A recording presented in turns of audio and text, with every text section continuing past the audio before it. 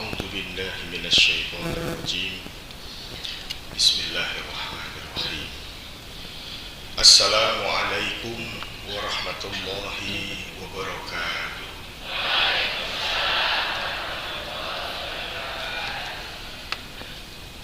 سبحان الله وبحمده عدد خلقه ورضا نفسه وزينة عرشه ومداد كلماته. أشهد أن لا إله إلا الله وحده لا شريك له، وأشهد أن نبينا محمدا عبده ورسوله لا نبي ولا رسول بعده. اللهم صل وسلم وبارك على سيدنا محمد وعلى آله وصحبه ومن اهتدى بهديه وسن بسنته وسلم تسليما كثيرا. أما بعد، رب اشرح لي صدري ويسر لي أمري واحلل عقدة من لساني يفقهوا قولي. Bapak-bapak, ibu-ibu, rahimakumullah. Sudah sewajibnya kita terus bersyukur kepada Allah Ta'ala. Hingga Sabtu pagi ini Allah masih memberi kita kesehatan. Nikmat apapun yang kita rasakan hingga detik ini, tentu itu bentuk kasih sayang Allah untuk kita, dan harus kita syukuri secara terus menerus agar Allah menambahkan nikmatnya selalu untuk kita. Dengan tahmid alhamdulillahirabbil alamin, dengan tekad untuk terus istiqomah di dalam menjaga keimanan, ketakwaan kita, dan dengan perbuatan wujud kesyukuran kita aplikasikan dengan menjalankan perintah-perintah Allah, melakukan hal-hal yang dicintai oleh Allah dan Rasul-Nya, dan meninggalkan larangan-larangannya. Bapak Ibu rahimakumullah, sebelum kita masuk ke inti dari apa yang ingin kami sampaikan, mohon maaf sebesar-besarnya saya tidak bermaksud untuk terlambat tadi, karena sejatinya saya ini hanya pengganti Bapak Ibu. Saya tidak pernah menjadi pemain inti di sini, hanya sebatas pengganti saja, yang mana didadak oleh Mas Husni, Ustadz Husni, yang biasanya mungkin sering mengisi di sini. Saya wallahu alam, saya pernah mengisi di sini sekali mawon di saat itu. Jadi saya menunggu konfirmasi apakah benar-benar jadi atau tidak, itu sejak kemarin dari Mas Husninya atau dari Kabupaten Bapak Takmir Beko, tapi belum ada. Tadi pagi pada subuh pun setelah dari masjid kami juga konfirmasi lagi, katanya Mas Husni belum konfirmasi. Waduh, kaget lagi saya, kok Husninya belum konfirmasi pihak masjid kalau digantikan. Waduh, tambah gak enak saya ini, gimana. Jadi posisi saya dilema gitu Pak Ibu, sudah pengganti nanti tidak kegeeran datang, ngoten lho, ngoten saya bilang. Apalagi sudah ada bapak-bapak yang mungkin lebih afdol minni gitu lah, afdol lebih dari saya, mungkin yang lebih pantas untuk menggantikan Mas Husni, ngoten. Saya rasa awalnya seperti itu, tapi jam 6 kurang tuh saya mulai terketuk hatinya. Wis lah mangkat wae mbok menawa, ngoten. Betul Bapak Ibu, di tengah jalan saya ditelepon oleh Bapak Subardi. Ustaz sudah di mana? Loh, bener jadi tadi gitu. Alhamdulillah saya nggak kegeeran, ngoten. Jadi ceritanya seperti itu nih Bapak Ibu nggih. Pangapunten, sangat saya tidak bermaksud mengakhir-akhirkan atau menerlambatkan diri. Nggih, tapi memang saya membutuhkan konfirmasi jadi atau tidak, seperti itu. Alhamdulillah ala kulli hal kita dapat melaksanakan kajian rutin yang sudah menjadi rutinitas di setiap hari Sabtu pagi, dan insya Allah apa yang kita bahas pada pagi hari ini membuahkan manfaat, ada yang bisa kita bawa pulang dan bisa kita amalkan di kehidupan kita sehari-hari. Jamaah rahimakumullah, hari ini kita akan membahas seputar sikap kita untuk agar kita terus berhusnuzon akan apa yang Allah berikan untuk kita. Bagaimana sikap kita untuk agar agar kita terus husnuzon atas apa yang telah Allah tetapkan untuk kita. Karena ini kaitannya dengan sabar, kaitannya dengan ihtisab, meminta ganjaran, meminta pahala setelah kita melakukan apa yang telah kita upayakan dari janji Rasulullah, Allah dan Rasulnya. Ini menikah kesabaran. Lalu juga nanti kaitannya dengan hal ini, kita akan mencapai titik temu bagaimana untuk akhirnya kita berpikir tentang ternyata ujian, cobaan, musibah, malapetaka, bahaya dalam hidup kita itu tidaklah cuma-cuma Allah berikan, tidaklah bagian dari bentuk kualat atau karma.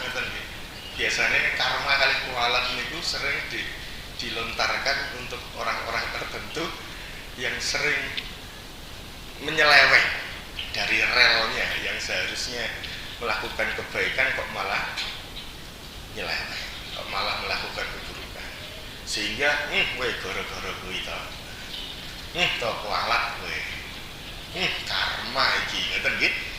Nah, ternyata tidak, Bapak Ibu. Masya Allah, kita akan mengutip bersama hadis-hadis pilihan dalam babus sabar dari kitab Riyadhus Shalihin. Semua hadis yang ada di kitab ini tentu sangat bisa menjadi rujukan atau referensi untuk kita amalkan untuk bagian dari kehidupan kita, terutama apa yang kita bahas pada pagi hari ini, babus sabar. Kita awali dari hadis ke-36 dan hadis ke-37 ini. Dan nanti kita juga akan membahas syarah daripada hadis ini, tentang kedua hadis ini. Saya akan langsung sampaikan hadisnya. Yang pertama inggih menika an Abi Abdurrahman Abdullah bin Mas'ud, dari bapaknya Abdurrahman, yakni Abdullah bin Mas'ud radhiyallahu anhu, semoga Allah meridainya. Iki untuk apa materi ini? Iki kan iki gune. Ngomong pengganti ngomong ngeten iki. Malah sok keliru ngeten iki bareng. Nah, ngapunten niki sing tepak iki. Ngapunten nggih, saya sampaikan, saya ulangi kembali, bukan Abdurrahman, ngapunten. An Abi Mas'ud wa Abi Hurairah. Perawinya dua langsung, Abu Mas'ud dan Abu Hurairah radhiyallahu anhuma, anin Nabi sallallahu alaihi wasallam qala, bahwa Nabi Muhammad sallallahu alaihi wasallam bersabda, "Ma yusibul muslima min nasabin wala wasabin wala hammin wala hazanin wala adan wala ghammin hatta syaukati yushabuha." Mustaqim. Kalau terjemahkan memimpin boten dirujur nggih. Ma yusibul muslima, tidaklah seorang muslim tertimpa suatu musibah, baik dalam bentuk nasabin. Yang pertama, nasab menika kelelahan, kecapean. Wala wasabin, dan tidak pula kesakitan. Wasab menika marad, yang artinya sakit. Wala hammin, dan tidak pula kegelisahan hati atau kekhawatiran, kesedihan yang akan datang. Kita berpikir, duh, engko nek ngono piye ya? Duh, iki nek anakku ngene piye ya? Niki bagian daripada hammun. Dan tidak pula kegelisahan hati atau kesedihan yang akan datang. Wala hazanin, dan tidak pula kesedihan yang sedang terjadi atau sudah terjadi. Nah, wala hazan wala adan, dan tidak pula gangguan. Gangguan di sini bisa berbentuk kezaliman, disakiti kancane, disakiti tanggane, disakiti apapun gitu. Bentuk adza itu macam-macam. Gangguan bisa berbentuk fisik, bisa berbentuk mental, bisa berbentuk jiwa dan lain-lain. Wala ghammin, dan tidak pula kegundahan hati. Kalau tadi kegelisahan, maka gham kegundahan, kesedihan. Okay. Lalu juga apa biasanya duka. Gham menikah. Hatta syaukati yushabuha, sampai duri yang menusuk tubuh kita. Ini perumpamaan atau gambaran musibah yang paling ringan, musibah yang paling kecil. Nggih menika tertusuk duri. Nggih kalau dikiaskan dalam hal lain, kebler. Nek gek Inggris berambang niku kepangot, kepenges. Kepangot, kepenges ngapunten. Kesandung, kepleset. Napa kemawon? Sejenis musibah yang paling ringan. Dan tidak itu pula, illa kecuali kaffarallahu biha min khataya. Saya ulangi Bapak Ibu, tidaklah seorang muslim mendapatkan musibah dari 6 sampai 7 hal tadi. Kalau kita urutkan apa dari kelelahan, kesakitan, sakit fisik, sakit nopo kemawon, kegelisahan hati, kesedihan yang akan datang, lalu kesedihan yang saat ini terjadi, lalu gangguan, lalu kegundahan hati, sampai duri yang menusuk tubuh kita. Tidaklah Allah memberikan itu semua illa kecuali kaffarallahu biha min khatayahu, Allah menghapuskan darinya, dengannya, dengan itu semua yang Allah kasih tadi, kekapean dan lain-lain, menghapuskan dengannya kesalahannya. Muttafaqun alaih. Ini hadis yang pertama, baik. Nanti akan dikuatkan dengan hadis berikutnya sehingga bisa kita jelaskan bersama-sama, karena redaksinya mirip-mirip. Bahkan menjadi penegas, penguat untuk betapa Allah itu rahmatnya luar biasa. Ternyata semua bentuk musibah apapun, dari yang ringan, sedang, sampai yang berat nih apalagi, tidaklah cuma-cuma Allah berikan. Tujuannya yang paling utama, Allah hapuskan kesalahan kita. Lalu yang kedua, di hadis ke-37 Babu Sabr, kitab Riyadhus Shalihin. Wa an Abi Sa'idin, tadi Abu Sa'id, Abu Hurairah. Sekarang Abi Mas'ud. Wa an Ibni Mas'ud. Berarti napa? Putranipun an Ibni Mas'ud, putranipun Mas'ud. An Ibni Mas'ud radhiyallahu anhu qol. Kenapa dikatakan putrani Mas'ud? Karena yang terkenal bapaknya. Sehingga dikatakan Ibnu Mas'ud, Ibnu Umar, karena yang terkenal bapaknya yaitu Umar. Dari Ibnu Mas'ud radhiyallahu anhu, beliau berkata, "Dakhaltu 'ala Nabi sallallahu alaihi wasallam." Suatu ketika aku memasuki rumah Nabi sallallahu alaihi wasallam. Bahkan dikatakan dalam syarahnya, tidak hanya sekedar rumah ya, tapi ruangan di mana Nabi beristirahat. Suatu ketika aku memasuki ruangan Nabi, ruangan istirahat Nabi sallallahu alaihi wasallam.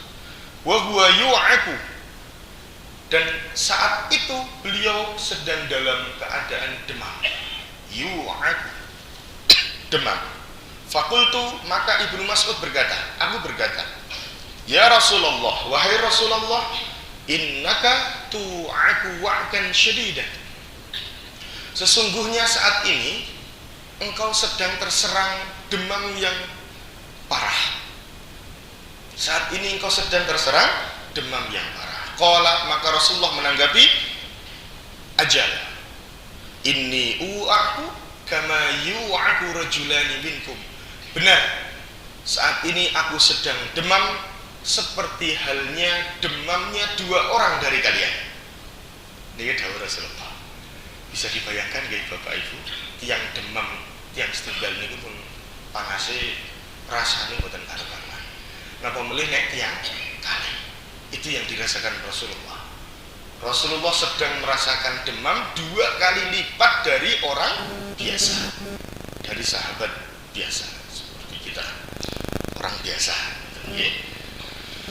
Qultu, maka Ibnu Mas'ud berkata kembali, aku berkata, zalika anna laka ajraini, itu apakah karena engkau mendapatkan 2 pahala sekaligus wahai Rasulullah?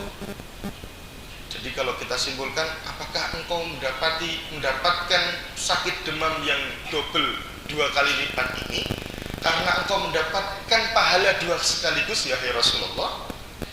Qala, beliau menanggapi kembali, ajal, benar. Dzalika kadzalik, seperti itu keadaannya, seperti itu adanya, kata Rasulullah. Lalu kalimat berikutnya ini yang menjadi nopo, yang harus kita garis bawahi sehingga menjadi penguat penegas dari hadis sebelumnya. Ma min muslimin yusibuhu adhan, tidaklah seorang muslim mendapatkan suatu gangguan. Nah, ini gangguan, adhan. Gangguan kalau kita maknai secara umum sesuatu yang tidak menyenangkan. Nopo kemauan? Sesuatu yang tidak menyenangkan, sesuatu yang tidak diharapkan terjadi.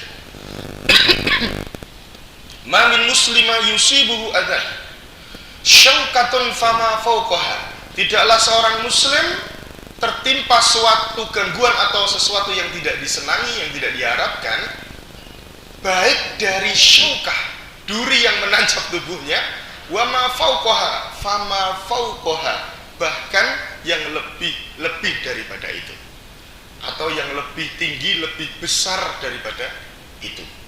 Jadi kalau kita kategorikan wau wonten musibah ringan, nggih, enten sing sedang, wonten sing berat.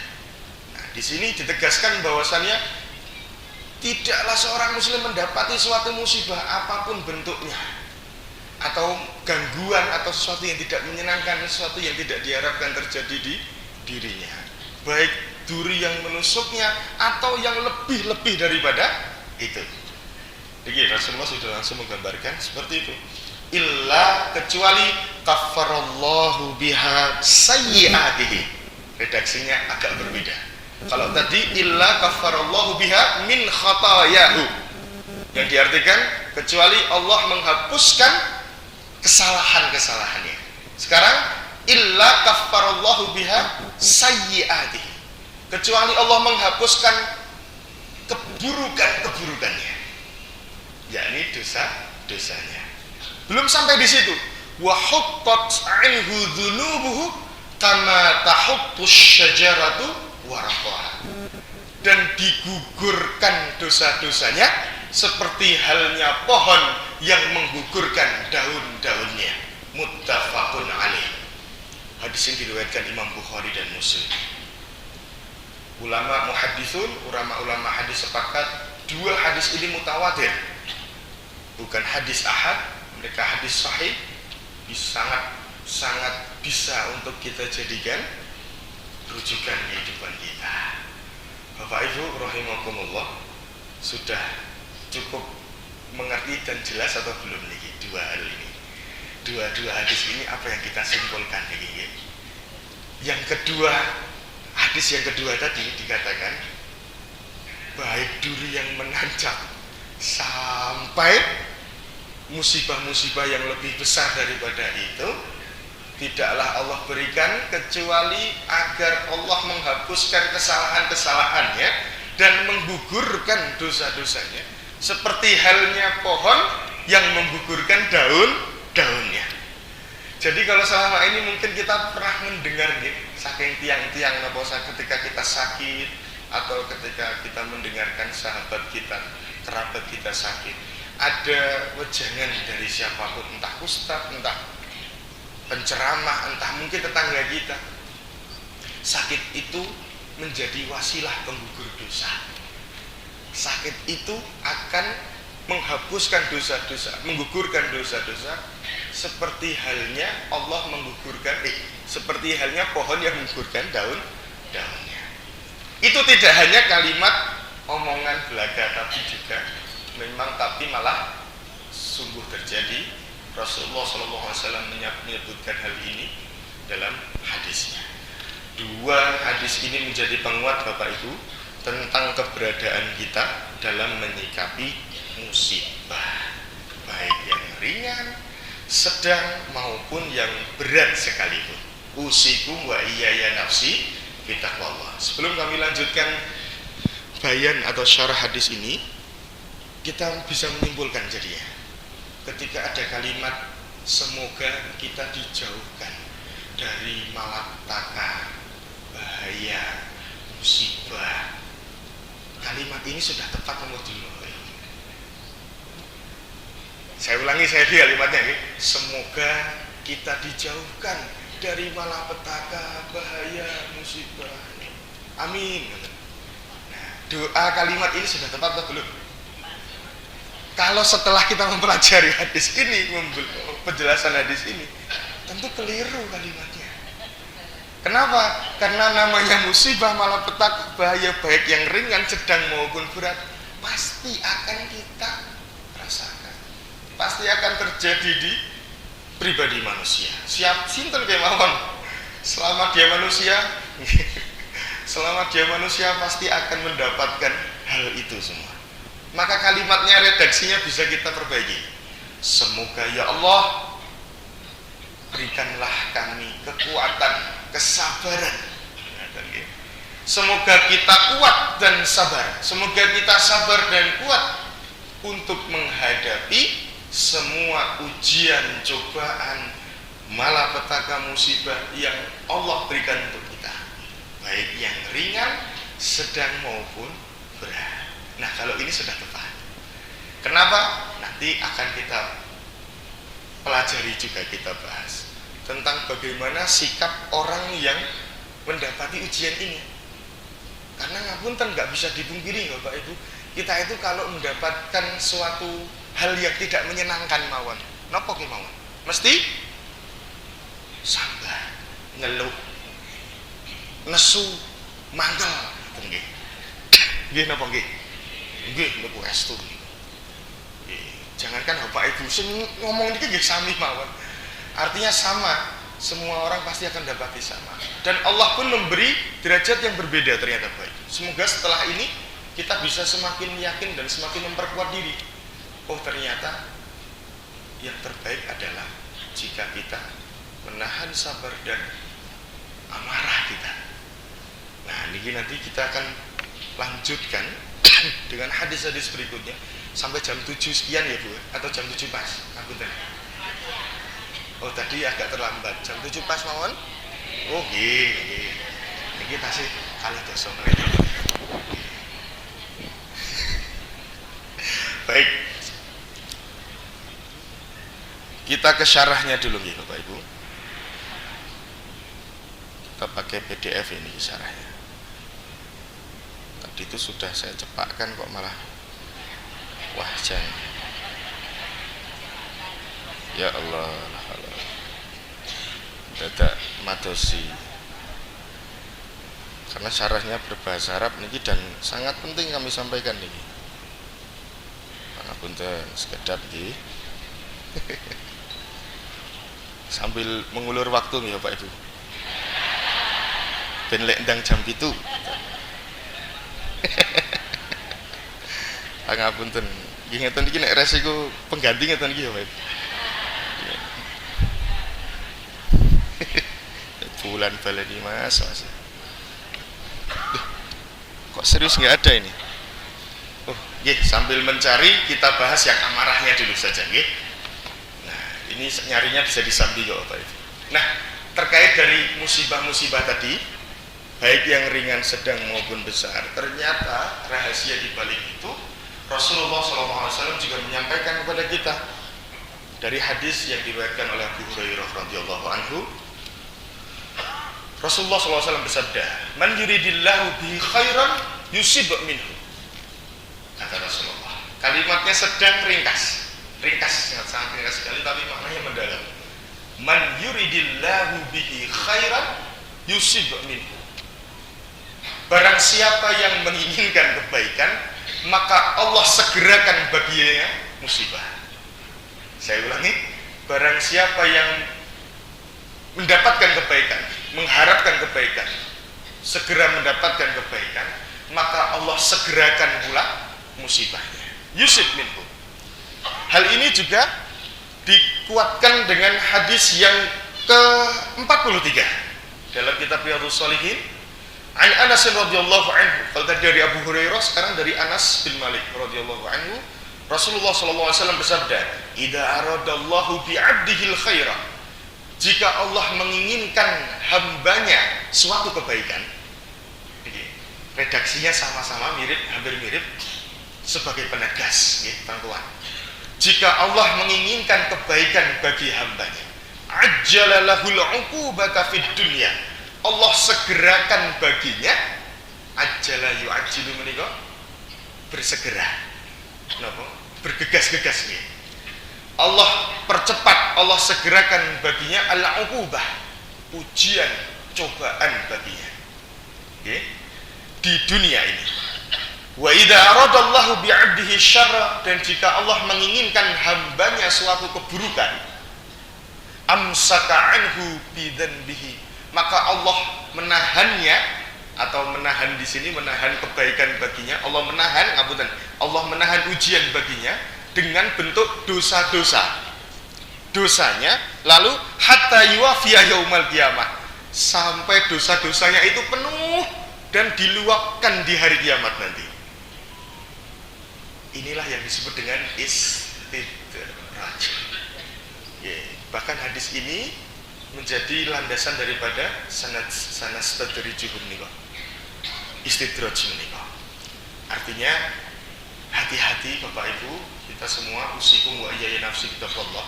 Ketika kita berada dalam kondisi yang tidak baik-baik saja, melakukan hal yang buruk-buruk, banyak melakukan hal keburukan. Tapi kok Allah tidak memberi ujian kita dalam bentuk hal-hal yang tidak menyenangkan. Jangan terlalu husnuzon kalau kita merasa dijaga oleh Allah. Karena bisa jadi Allah biarkan suatu dosa-dosa itu menumpuk hatta yuwafiya biha yaumal qiyamah, sampai penuh, dan di hari kiamat nanti Allah luapkan, Allah buka semua. Ini loh, dosamu seperti ini, dan langsung matus. Artinya semuanya diakhirkan hukumannya di hari kiamat. Naudzubillah, semua naudzubillah. Ini yang kaitannya dengan istidraj. Dan sekaligus dua hadis ini menjadi penguat daripada ujian cobaan sebelumnya, gitu. Kalau kita mengetahui, akhirnya tahu bahwasanya Allah memberikan cobaan kita, baik dari duri yang menusuk tubuh sampai yang lebih-lebih dari itu. Dan tingkatan kelebihan-lebihan tadi tidak disebutkan. Hanya saja Rasulullah menyebutkan semua bentuk musibah diri. Kecapean loh, capek lebut nasab niku, capek, lelah bekerja, lelah ngurus anak, lelah masak, lelah umbah-umbah, lelah nopo kemauan gitu, lelah dalam melakukan kewajiban-kewajiban rutinitas sehari-hari. Itu ternyata tidak serta-merta Allah biarkan kalian capek, tidak. Allah gugurkan dosa-dosa kita. Allah ingin dosa-dosa kita berguguran. Dan tentu di sini dalam penjelasan ringkas saja, kalau saya boleh simpulkan ya. Sebenarnya kalimatnya pengen saya bacakan Bapak Ibu, tapi ini tidak madosi. Wah, jan madosi niku lho Bapak Ibu, kula mboten hafal halamane masalah. Ya Allah Gusti. Niki maupun saya kok punya keinginan kuat untuk menyampaikan. Boleh izin saya mencari sebentar Bapak Ibu? Boleh nggih? Ngapunten nggih. Nggih. Alhamdulillah niki. Baik, kami sampaikan. Fal masaibu takunu ala wajhain. Musibah-musibah itu terjadi dalam dua bentuk. Yang pertama, taratan idza usibal insan tadzakkara al-ajr wahtasaba hadhil musibah 'ala Allah. Yang pertama, kadang-kadang beberapa manusia ada yang tertimpa musibah kemudian langsung ingat tadzakkara al-ajr, langsung ingat untuk meminta pahala. Nah, ini yang paling pokok itu. Jadi ternyata tidak hanya sabar yang dianjurkan dalam hadis itu, dua hadis pertama tadi terutama dalam hal ujian. Dalam syarah Riyadhus Shalihin dijelaskan bahwasanya yang pertama ada orang yang mendapati musibah, tentu dia bersabar dan dia ingat untuk pahala dari musibah yang dia dapati. Wahtasaba hadil musibah, lalu dia meminta pahala kepada Allah. Ihtisab menika meminta ganjaran, minta kebaikan, menuntut kebaikan. Bapak Ibu, kita tahu yang namanya minta imbalan itu nggak boleh, itu nggak baik. Kalau sesama makhluk, kalau kepada sang pencipta, kepada sang khalik, wajib ternyata hukumnya.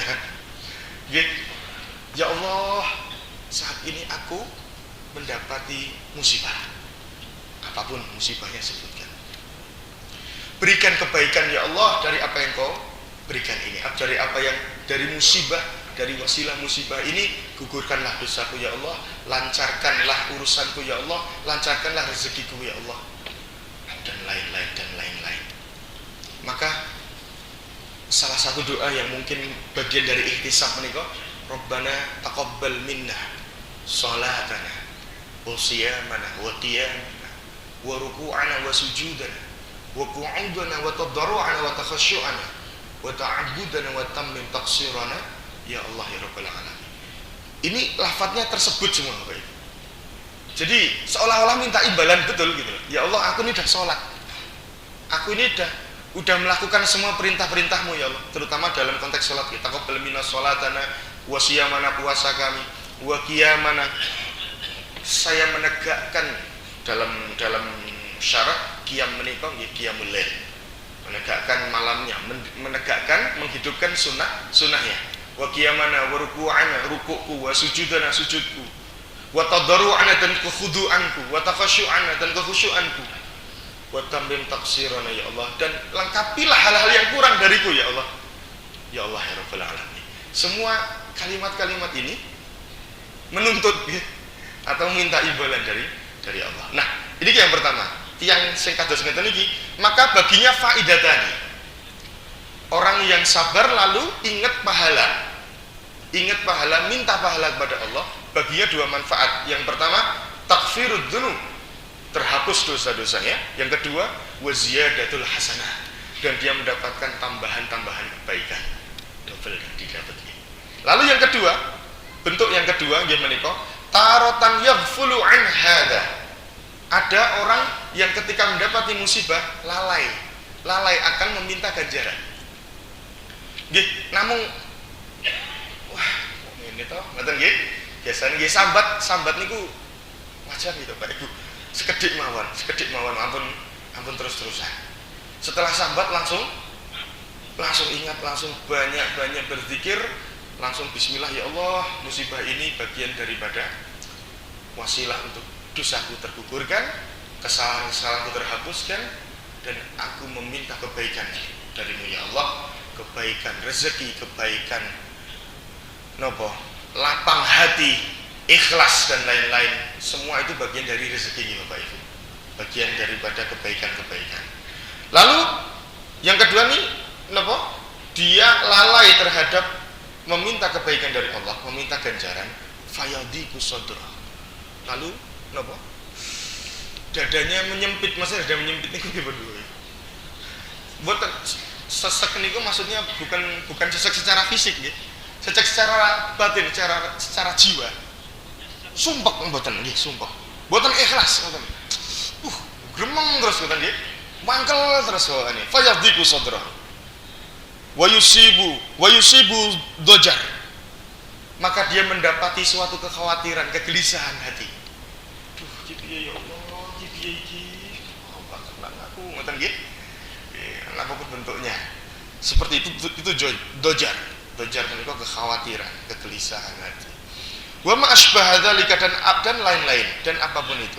Wa yaghfulu an niyyati ihtisabil ajr, dan dia lupa terhadap niat untuk meminta pahala. Nah ini iya. Dia lupa untuk meminta pahala. Niatnya enggak ada. Sudah dia namung sambat mawon, dijalani saja. Wis lah tak jalani seperti air mengalir saja. Jadi seolah-olah dia mendapatkan musibah itu terpaksa mendapatkannya. Tidak mengharapkan kebaikan apapun dan tidak pula bersabar. Tidak pula bersabar. Kata gitu yang ngeten iki nggih. Kataan sing ngeten niki napa sing pertama Bapak Ibu? Sing ngeten niki biasanya.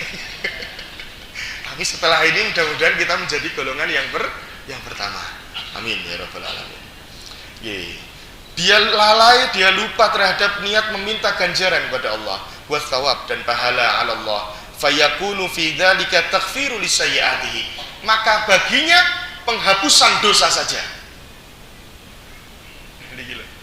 Dalam syarah dijelaskan ya Bapak Ibu, maka baginya taghfiru sayyi'atihi idzan huwa rabihun ala kulli halin. Sebenarnya maka jadi sebenarnya kita itu ketika mendapatkan musibah posisinya tuh untung terus. Ngapunten amit-amit, tapi jangan belakang nggih. Baik dalam keadaan sambat, boten sabar, boten mengharapkan pahala Allah, pun ngalir boten mawon. Wonten nggih tiyang ngeten iki nggih. Sakjane boten berontak, boten menyalahkan siapa-siapa. Cuman kok bawaan iki lemes terus ngoten nggih. Boten semangat terus nggih ibadah nggih loyo nggih, boten semangat ngoten nggih. Tapi boten berontak, tidak yang marah-marah boten. Tapi untuk melakukan aktivitas itu malas, nggak mau apa-apa. Nah ini yang dimaksud kategori orang kedua. Karena kategori yang orang marah nanti ada sendiri sebetulnya Bapak Ibu. Tergantung waktunya. Saya menyadari ya Bapak Ibu. Baik. Lalu di situ sejatinya orang yang mendapati musibah itu rabihun ala kulli halin. Sejatinya mereka itu beruntung dalam keadaan apapun, nggih. Fi hadhil masaib allati ta'tihi, dari musibah yang mendatanginya. Lalu fa imma an yarbaha takfiras sayyi'at wa hattad dzunub, baik dia mendapatkan keuntungan dari terhapusnya dosa-dosa, kesalahan-kesalahan, wa hattad dzunub, dan gugurnya dosa-dosa, ngoten nggih. Biduni an yahsula lahul ajr, tanpa harus mendapatkan pahala. Nah, ini kategori yang kedua tadi, yang hanya ngeluh sambat, tidak seperti orang yang pertama, boten ingat pahala kebaikan dari Allah, sabari nggih setengah-setengah mawon. Ning boten nesu jane. Sabar setengah-setengah niku boten sabar lah, boten mawon. Kok sabar setengah-setengah? Sabar niku nggih sabar ya Pak Ibu. Ora ana sabar setengah-setengah Mas ngoten nggih. Harus tegas nih. Baik, lalu li'annahu lam yanwi syai'an wa lam yasbir wa lam yahtasibul ajr.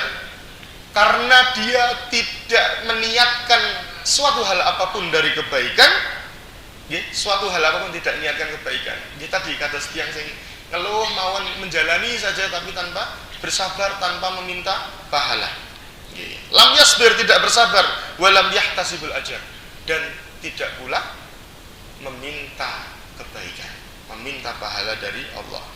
Wa imma an yarbaha syai'in, baik ada pula yaitu kategori yang pertama tadi, yaitu orang yang mendapatkan dua faidah, dua keutamaan. Nggih menika takfirus sayyi'at, terhapusnya dosa-dosa, wa husulus tsawabi minallahi azza wajal kama taqaddama, dan mencapai derajat kebaikan-kebaikan karena kita mengharapkan, kita ingat kebaikan-kebaikan itu dari Allah SWT. Nah ini yang kategori pertama. Nah kita kategori mana?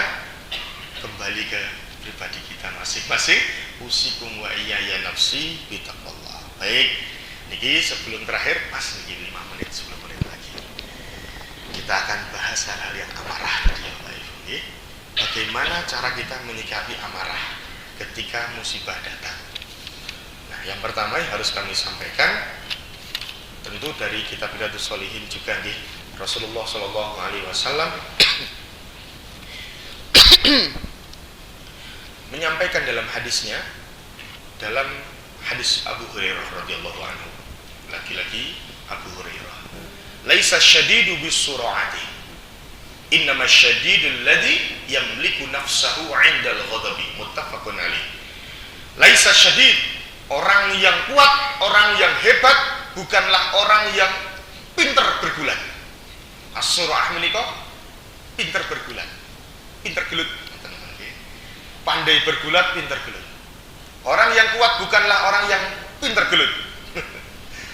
Innamas syadidul ladzi yamliku nafsahu 'indal ghadab. Orang yang kuat adalah, orang yang hebat adalah orang yang mampu menahan dirinya,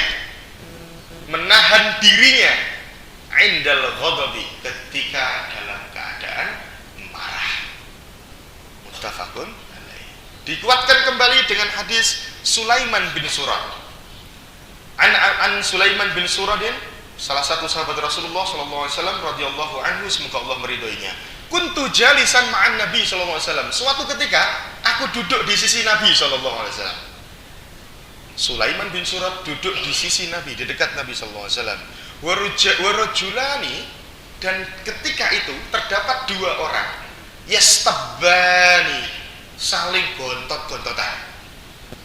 Di majelis Rasulullah agak jauh dari situ terlihat dua orang yang marah-marahan, gontot-gontotan. Wa ahaduhuma qad ihmarra wajhahu wa intafakhat audaju. Dan salah satu dari keduanya sudah memerah mukanya dan menggelembung urat-uratnya. Bisa dibayangkan ya Pak Ibu, nesu. Sudah memuncak amarahnya. Salah satu di antara kedua orang itu. Lalu faqala Rasulullah sallallahu alaihi wasallam, Rasulullah sallallahu alaihi wasallam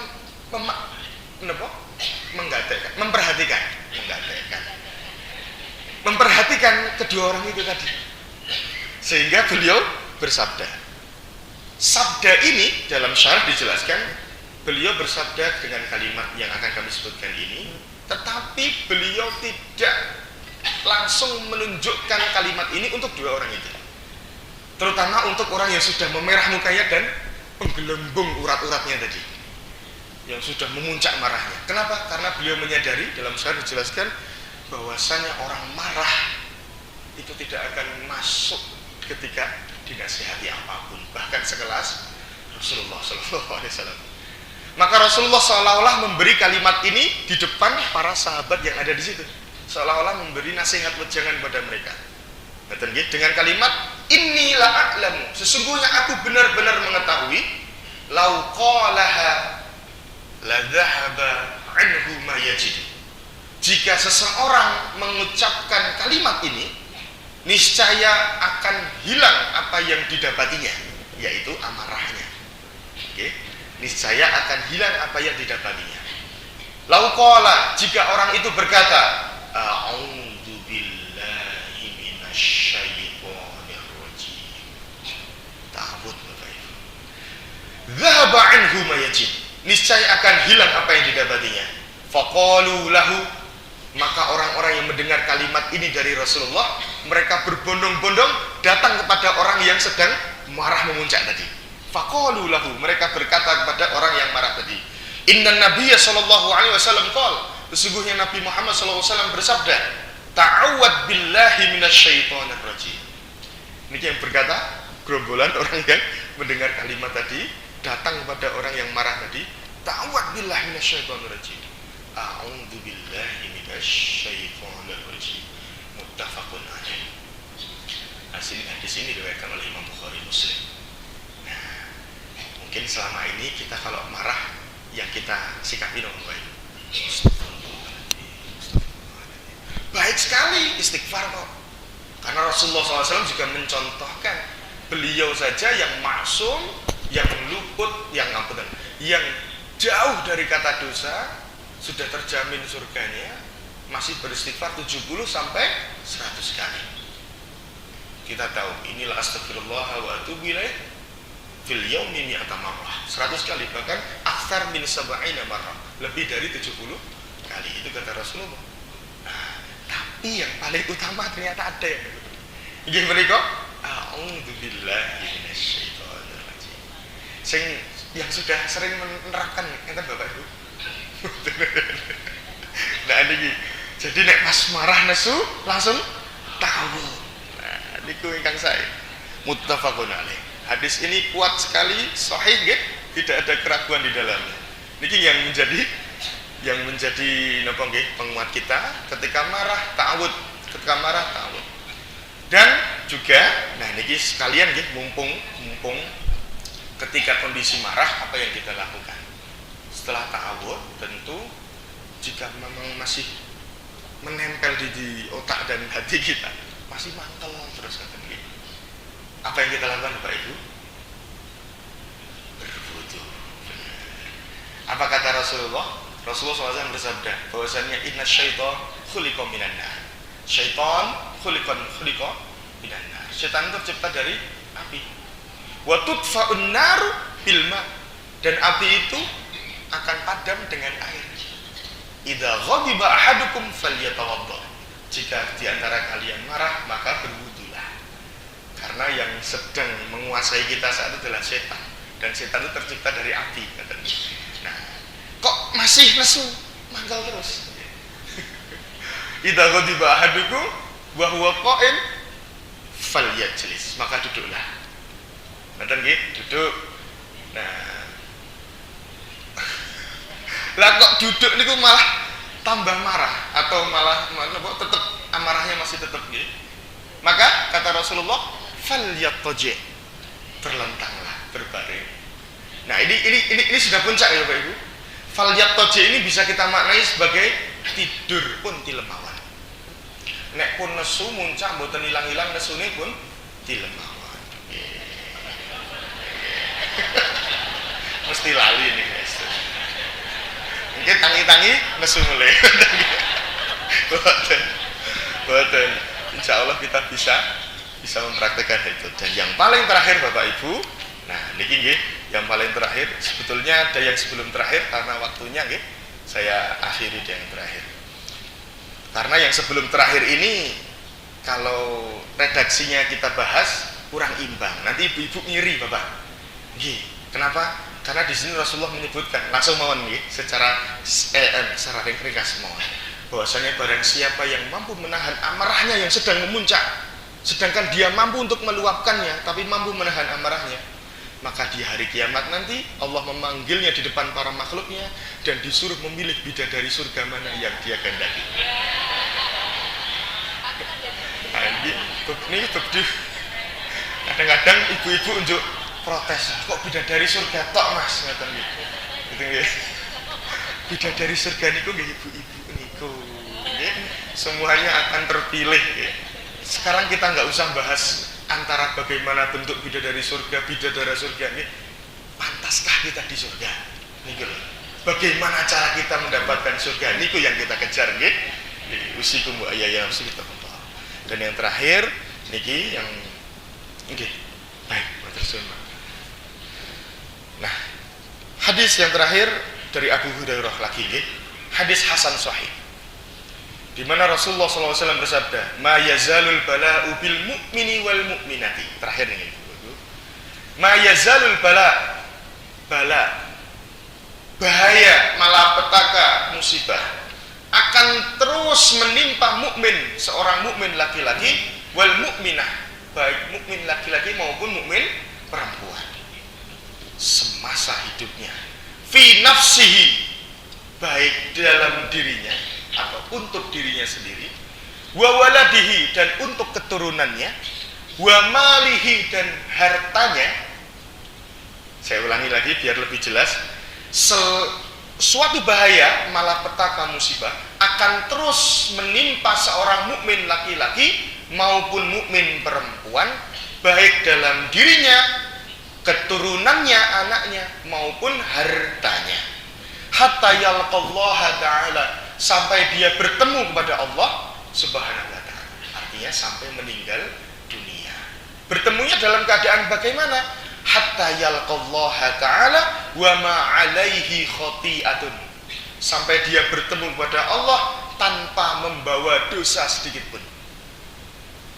Nggih, rawahu Tirmidzi wa qala haditsun hasanun sahih. Hadis ini riwayat Imam Tirmidzi, ini adalah hadis hasan sahih. Hadis makbul, hadis yang bisa kita jadikan referensi rujukan hidup kita untuk kita praktekkan.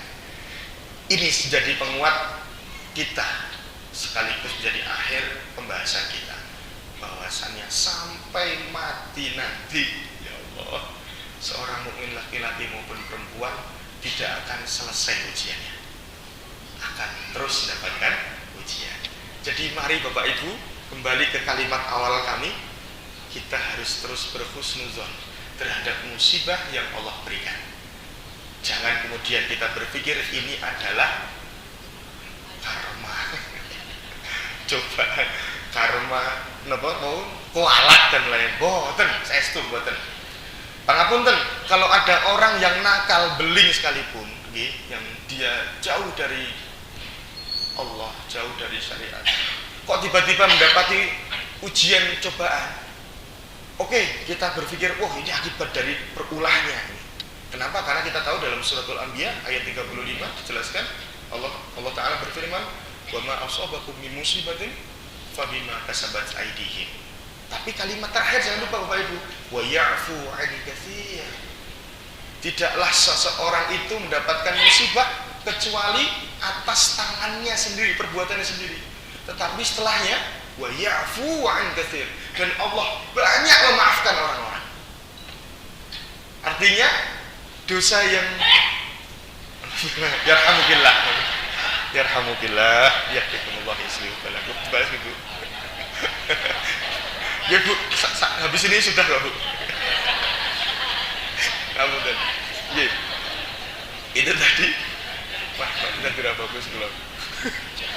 Nah, bahasan apa tuh Pak? Tidaklah seseorang itu mendapatkan musibah kecuali atas ulah tangannya sendiri, tetapi Allah memaafkan mereka. Jadi kita lihat orang yang nakal tadi ketika mendapatkan musibah, bagaimana sikapnya? Apakah kemudian taubat kembali kepada Allah, atau malah setelah sembuh dugal malih? Nah, untuk bilang, semoga apa yang kita dapatkan, dari musibah apapun, kita bisa terus berhusnuzon kepada Allah. Bahkan sekelas kita melihat orang lain pun yang mungkin tidak baik, yang terhina, dia kemudian mendapatkan musibah, kita doakan dia, ya Allah, semoga orang itu kembali kepadamu ya Allah, taubat kepadamu, dan tidak melakukan maksiat-maksiat, keburukan lagi, apalagi yang terang-terangan. Karena kita manusia nih Bapak Ibu, yang hanya bisa melihat, menilai yang terang-terangan saja. Apa yang ada dalam isi hati, Allah yang tahu. Usikum wa iyaya nafsi bitaqwallah. Sudah lebih 10 menit. Mohon maaf sekali saya tidak kelihatan jamnya tadi. Lastu bi khairi minkum wa lastu bi ahsani minkum.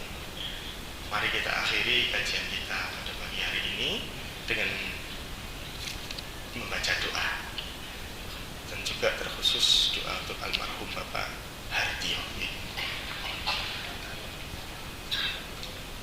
Al-Fatihah. A'udzu billahi minasyaitonir rajim. Bismillahirrahmanirrahim. Alhamdulillah. Iyyaka na'budu wa iyyaka nasta'in.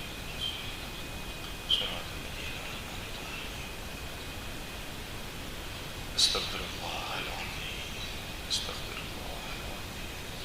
Astaghfirullahaladzim.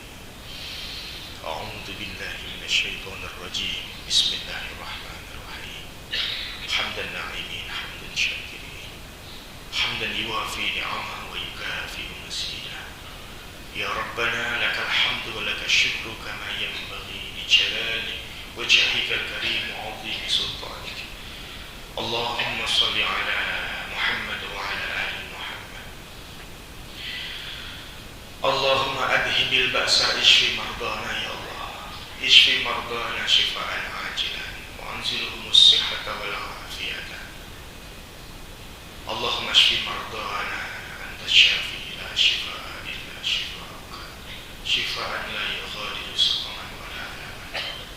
Allahumma ighfir li وشاهدنا وغائبنا وذكرنا وأنثانا اللهم اغفر لأبينا هرديا اللهم اغفر له يا الله وارحمه وعافه واعف عنه وأخرج نزوله ووسع مدخله ونقه من الخطايا كما ينقى الثوب الأبيض من الدنس وابدله دارا خيرا من داره وأهلا خيرا من أهله وزوجا خيرا من زوجه وقه فتنة القبر وعذاب النار اللهم لا تحرمنا أجره ولا تفتنا بعده واغفر لنا وله اللهم اجعل قبره روضة من رياض الجنان ولا تجعله له خفرة من خفر النيران اللهم ادفع عنا البلاء والوباء والغلاء والفحشاء والمنكر والمحن والفتن ما ظهر منها وما بطن من بلدنا هذا إندونيسيا خاصة